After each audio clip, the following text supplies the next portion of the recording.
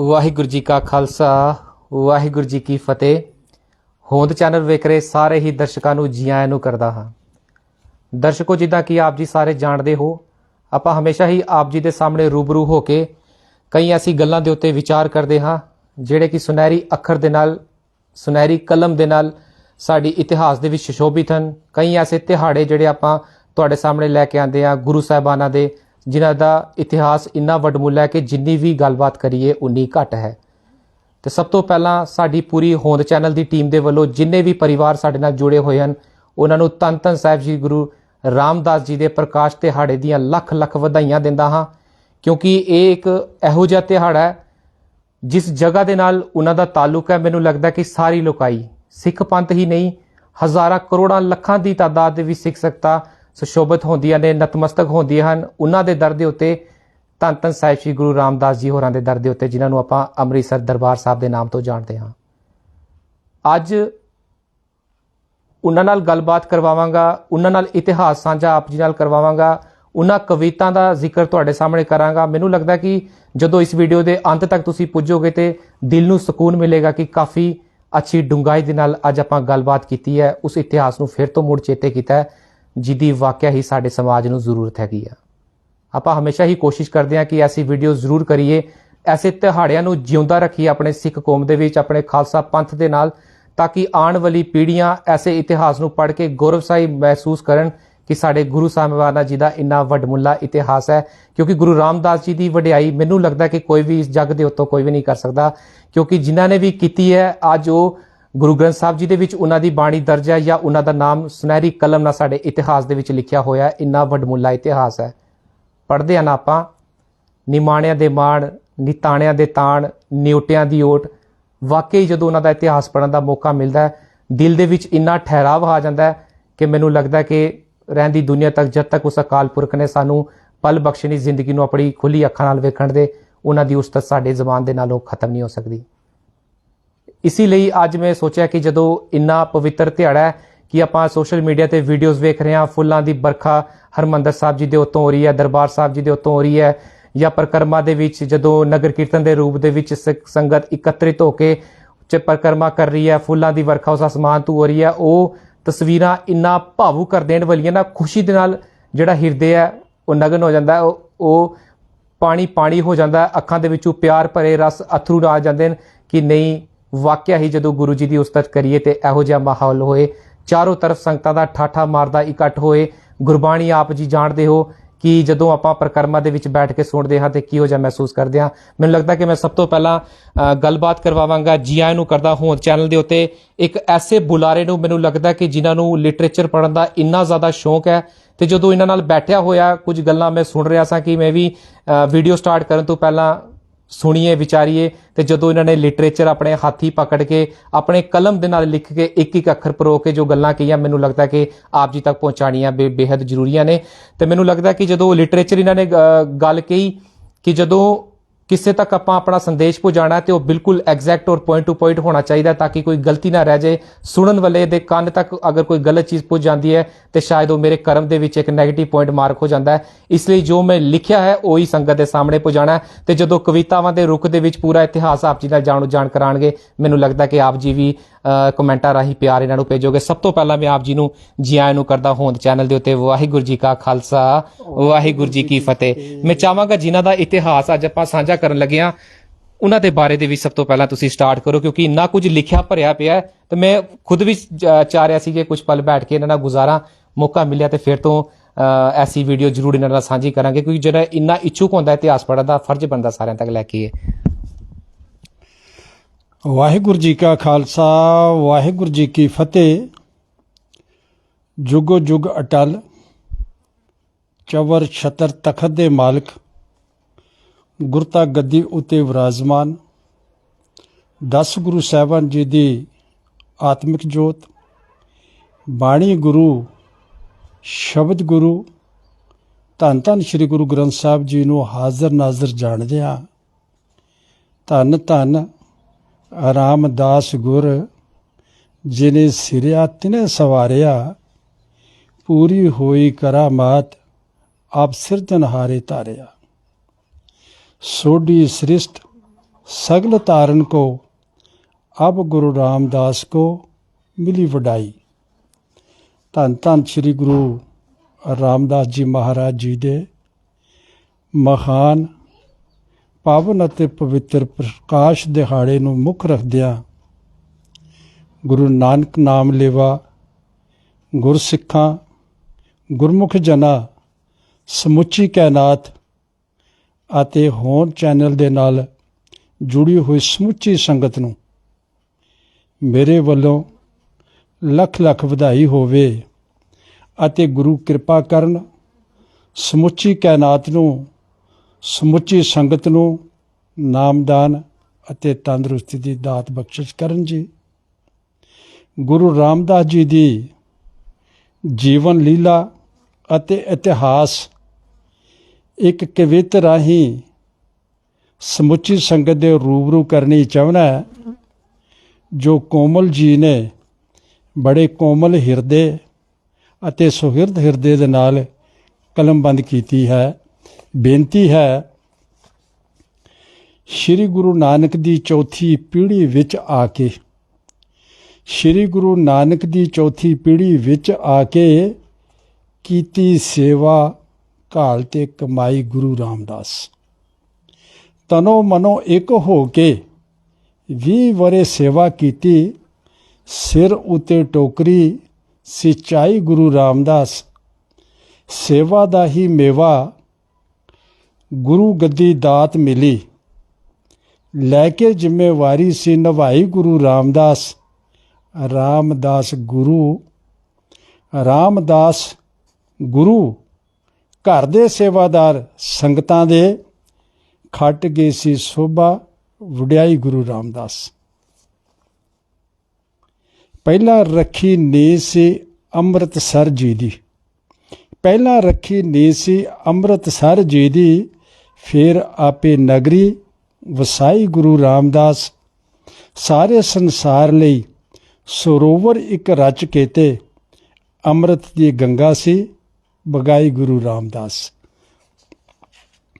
ਸ਼ਹਿਰ ਨਾਲੋਂ ਨੀਵੀਂ ਥਾਂ ਆਪਣੇ ਲਈ ਚੁਣ ਕੇ ਤੇ ਨਿਮਰਤਾ ਦੀ ਹੱਦ ਸੀ ਮੁਕਾਈ ਗੁਰੂ ਰਾਮਦਾਸ। ਕਹਿੰਦੇ ਨੇ ਕੇਸਾਂ 'ਚੋਂ ਵਗਾਈ ਗੰਗਾ ਸ਼ਿਵ ਜੀ ਨੇ, ਕਹਿੰਦੇ ਨੇ ਕੇਸਾਂ 'ਚੋਂ ਵਗਾਈ ਗੰਗਾ ਸ਼ਿਵ ਜੀ ਨੇ।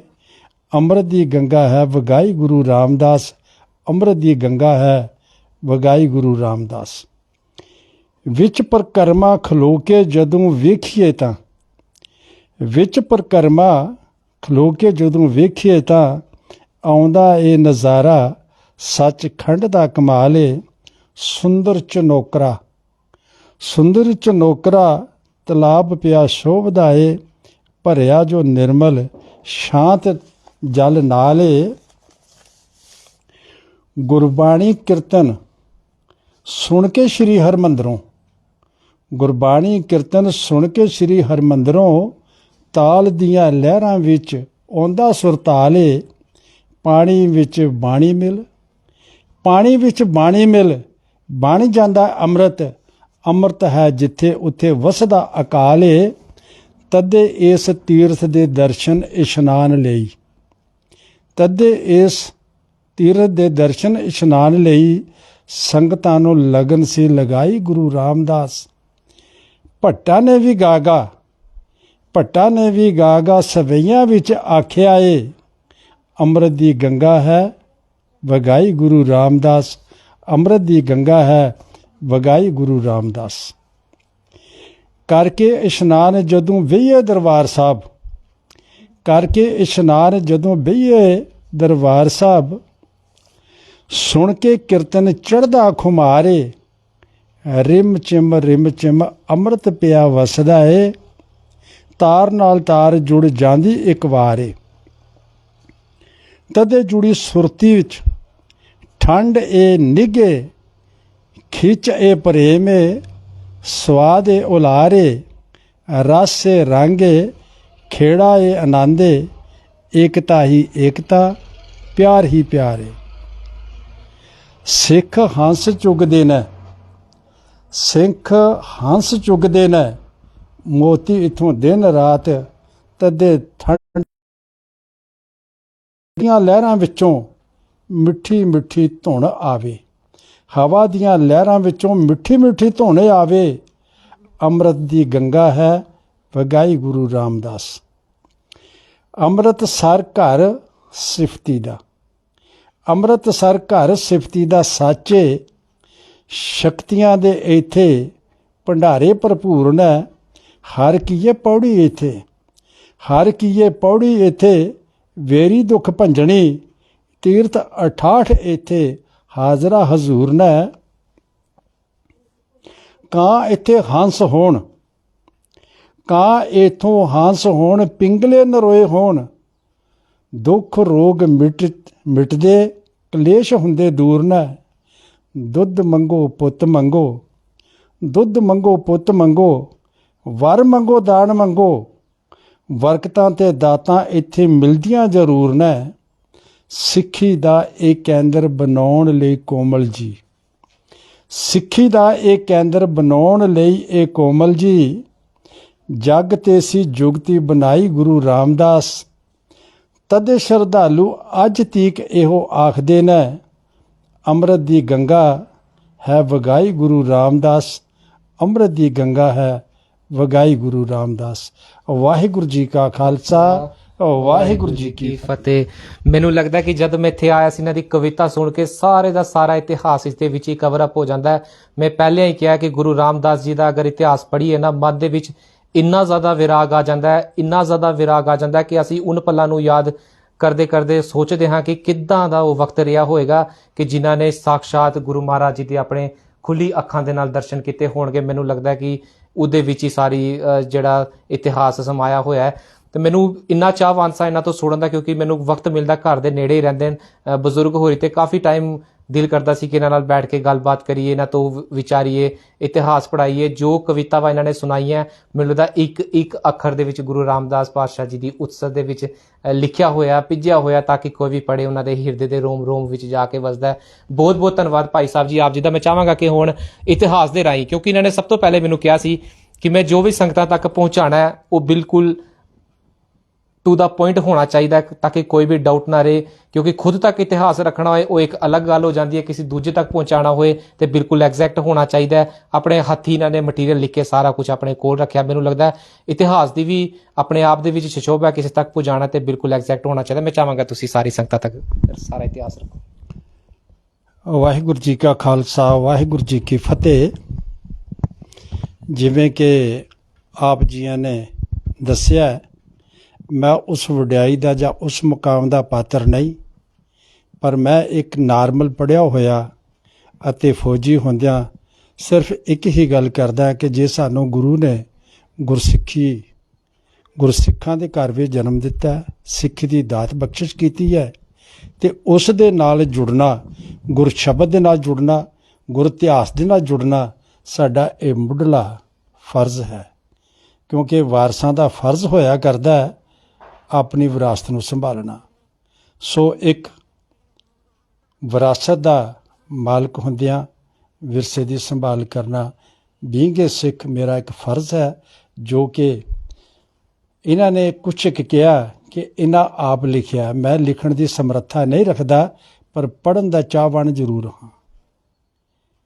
ਬਹੁਤ ਸਾਰੇ ਅੱਛੀ ਸ਼ਖਸੀਅਤਾਂ ਜਿਨ੍ਹਾਂ ਨਾਲ ਮੇਰਾ ਸੰਬੰਧ ਹੈ, ਜਿਵੇਂ ਕਿ ਕਥਾਵਾਚਕ ਢਾਡੀ ਸਿੰਘਾਂ ਨਾਲ ਅਤੇ ਹੋਰ ਗੁਰੂ ਦੇ ਪ੍ਰੇਮੀਆਂ ਦੇ ਨਾਲ, ਉਹਨਾਂ ਤੋਂ ਜਿਹੜਾ ਵੀ ਮੈਨੂੰ ਮਟੀਰੀਅਲ ਮਿਲਿਆ ਜਾਂ ਕਿਤਾਬਾਂ ਮਿਲੀਆਂ, ਮੈਂ ਪੜ੍ਹਨ ਦਾ ਯਤਨ ਕੀਤਾ ਤੇ ਗੁਰੂ ਨੇ ਕਿਰਪਾ ਕੀਤੀ, ਆਪਣੇ ਚਰਨਾਂ ਦੇ ਨਾਲ ਚਰਨ ਧੂੜ ਮੱਥੇ ਨੂੰ ਲਾਉਣ ਦਾ ਸੁਭਾਗ ਬਖਸ਼ਦੇ ਹੈ। ਸੋ ਇਹਨਾਂ ਕਿਤਾਬਾਂ ਤੋਂ ਪੜ੍ਹ ਕੇ ਤੇ ਮੈਂ ਆਪਣੀ ਭਾਸ਼ਾ ਦੇ ਵਿੱਚ ਲਿਖਣ ਦਾ ਯਤਨ ਕਰਦਾ, ਤਾਂ ਕਿ ਮੈਂ ਉਹਨੂੰ ਬੋਲ ਸਕਾਂ ਜਾਂ ਕਹਿ ਸਕਾਂ ਅਤੇ ਸੰਗਤ ਤੱਕ ਇਹ ਆਪਣੀ ਆਵਾਜ਼, ਜੋ ਗੁਰੂ ਦੀ ਆਵਾਜ਼ ਹੈ, ਗੁਰੂ ਦੀ ਸਿਫਤ ਦੀ ਆਵਾਜ਼ ਹੈ, ਉਹਨੂੰ ਪਹੁੰਚਾ ਸਕਾਂ। ਅਸੀਂ ਆਪਣੇ ਜੀਵਨ ਦੀ ਸੰਭਾਲ ਕਰ ਸਕੀਏ, ਕਿਉਂਕਿ ਜੀਵਨ ਨੂੰ ਸੰਭਾਲਣਾ ਹੀ ਸਿੱਖ ਦਾ ਫਰਜ਼ ਹੈ, ਗੁਰੂ ਦੇ ਲੜ ਲੱਗ ਕੇ।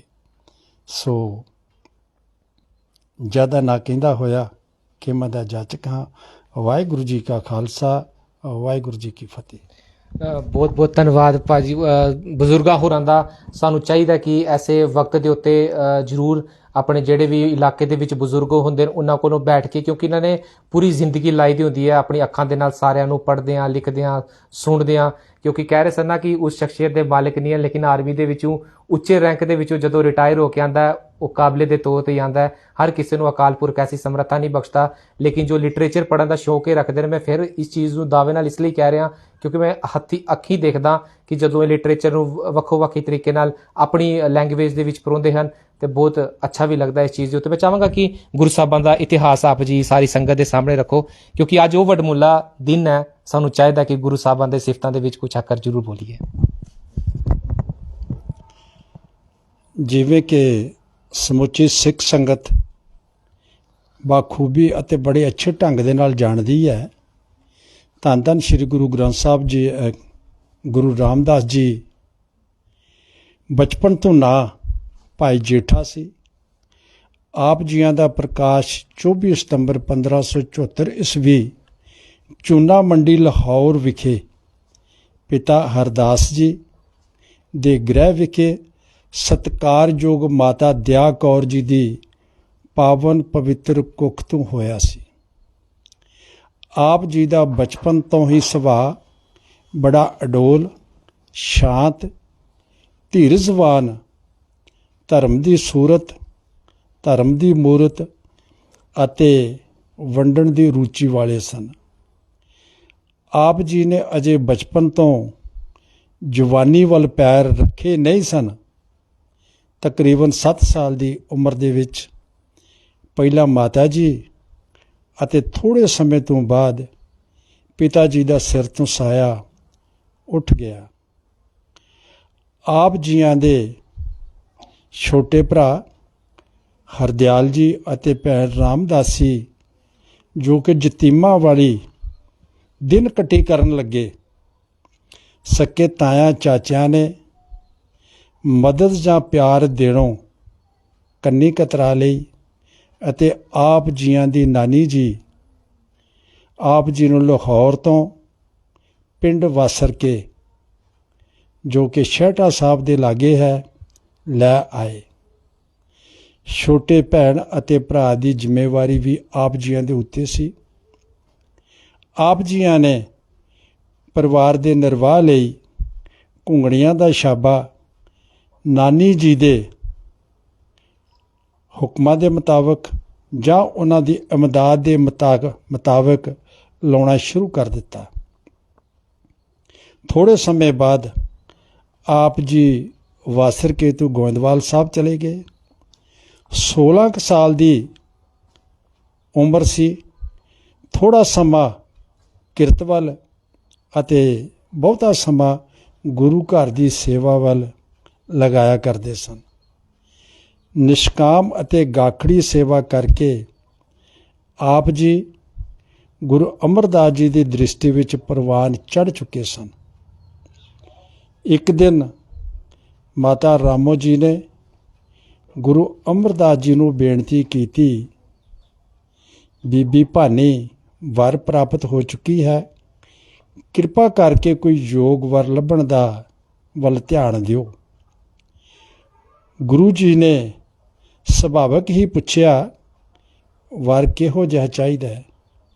ਤੇ ਮਾਤਾ ਰਾਮੋ ਜੀ ਨੇ ਭਾਈ ਜੇਠਾ ਜੀ ਜੋ ਸਿਰ ਤੇ ਸੇਵਾ ਦੀ ਟੋਕਰੀ ਲੈ ਕੇ ਜਾ ਰਹੇ ਸਨ ਵੱਲ ਇਸ਼ਾਰਾ ਕਰਦਿਆਂ ਕਿਹਾ, ਇਹੋ ਜਿਹਾ ਵਰ ਹੋਣਾ ਚਾਹੀਦਾ ਹੈ।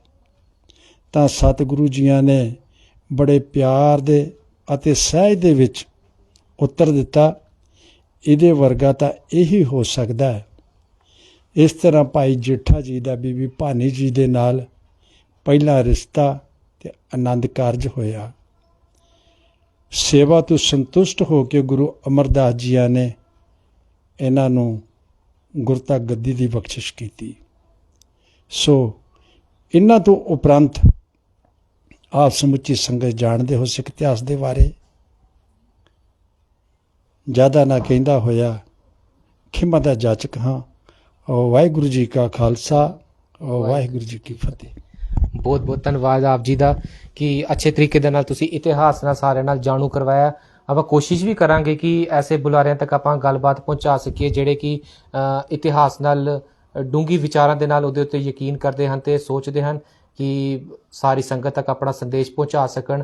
ਇੱਕ ਵਾਰ ਫਿਰ ਤੋਂ ਸਮੁੱਚੀ ਹੋਂਦ ਚੈਨਲ ਦੀ ਟੀਮ ਵੱਲੋਂ ਮੈਂ ਧੰਨ ਧੰਨ ਸਾਹਿਬ ਸ੍ਰੀ ਗੁਰੂ ਰਾਮਦਾਸ ਜੀ ਦੇ ਪ੍ਰਕਾਸ਼ ਦਿਹਾੜੇ ਦੀਆਂ ਅਤੇ ਸਮੁੱਚੀ ਖਾਲਸਾ ਪੰਥ ਨੂੰ ਬਹੁਤ ਬਹੁਤ ਵਧਾਈ ਦਿੰਦਾ ਅਤੇ ਕੋਸ਼ਿਸ਼ ਕਰੀਏ ਕਿ ਉਹੀ ਚੀਜ਼ਾਂ ਦੇ ਉੱਤੇ ਚੱਲ ਕੇ ਜੋ ਗੁਰੂ ਪਾਤਸ਼ਾਹ ਜੀ ਨੇ ਸਾਨੂੰ ਸਿਖਾਈਆਂ ਹਨ, ਉਹ ਭੱਟਾਂ ਜੀ ਦੀ ਬਾਣੀ ਜੋ ਉਹਨਾਂ ਨੇ ਗੁਰੂ ਗ੍ਰੰਥ ਸਾਹਿਬ ਮਹਾਰਾਜ ਜੀ ਦੇ ਵਿੱਚ ਦਰਜ ਕੀਤੀ ਹੈ ਤੇ ਅੱਧੇ ਤੋਂ ਵੀ ਜ਼ਿਆਦਾ ਸ਼ਲੋਕ ਦੇ ਵਿੱਚ ਧੰਨ ਧੰਨ ਸਾਹਿਬ ਸ੍ਰੀ ਗੁਰੂ ਰਾਮਦਾਸ ਪਾਤਸ਼ਾਹ ਜੀ ਦੀ ਉਹਨਾਂ ਨੇ ਉਤਸਸ ਕੀਤੀ ਹੈ। ਉਸ ਦੇ ਵਿੱਚ ਤੇ ਮੈਨੂੰ ਲੱਗਦਾ ਹੈ ਕਿ ਸਾਡੇ ਕੋਲ ਘਾਟ ਨਹੀਂ ਹੈ ਇਤਿਹਾਸ ਦੀ, ਜਿੰਨਾ ਪੜ੍ਹ ਸਕੀਏ ਉਹਨਾਂ ਘੱਟ ਹੈ। ਮੈਂ ਆਪ ਜੀ ਦਾ ਬਹੁਤ ਬਹੁਤ ਧੰਨਵਾਦ ਕਰਦਾ ਕਿ ਆਪ ਜੀ ਨੇ ਆਪਣਾ ਕੀਮਤੀ ਵਕਤ ਦੇ ਕੇ ਸੰਗਤਾਂ ਦੇ ਸਾਹਮਣੇ ਰੂਬਰੂ ਹੋਏ ਹੋ ਤੇ ਹਰ ਇੱਕ ਅੱਖਰ ਜੋ ਤੁਸੀਂ ਚਾਹਵਾਨ ਹੋ ਕਿ ਲਿਖ ਕੇ ਆਪਣੇ ਕੋਲ ਦਰਜ ਕਰਕੇ ਰੱਖੀਏ, ਸੰਗਤਾਂ ਤੱਕ ਪਹੁੰਚਾਏ ਹਨ। ਮੈਂ ਆਪ ਜੀ ਦਾ ਤਹਿ ਦਿਲੋਂ ਧੰਨਵਾਦ ਕਰਦਾ ਅਤੇ ਉਮੀਦ ਕਰਦਾ ਕਿ ਐਸੇ ਅੱਛੇ ਟੌਪਿਕਸ ਜਿਹੜੇ ਹੋਰ ਵੀ ਸਾਡੇ ਕੁਰੀਤੀਆਂ ਚੱਲ ਰਹੀਆਂ ਸਮਾਜ ਦੇ ਉੱਤੇ, ਉਹਦਾ ਵੀ ਤੁਹਾਡੇ ਨਾਲ ਕਿਧਰੇ ਵਕਤ ਮਿਲਿਆ ਗੱਲਬਾਤ ਕਰਾਂਗੇ ਤਾਂ ਕਿ ਸੰਗਤਾਂ ਤੱਕ ਅੱਛਾ ਸੁਣਿਆ ਜਾ ਸਕੇ। ਇੰਨਾ ਹੀ ਕਹਿੰਦਾ ਹੋਇਆ ਦਿਓ ਇਜਾਜ਼ਤ। ਵਾਹਿਗੁਰੂ ਜੀ ਕਾ ਖਾਲਸਾ, ਵਾਹਿਗੁਰੂ ਜੀ ਕੀ ਫਤਿਹ।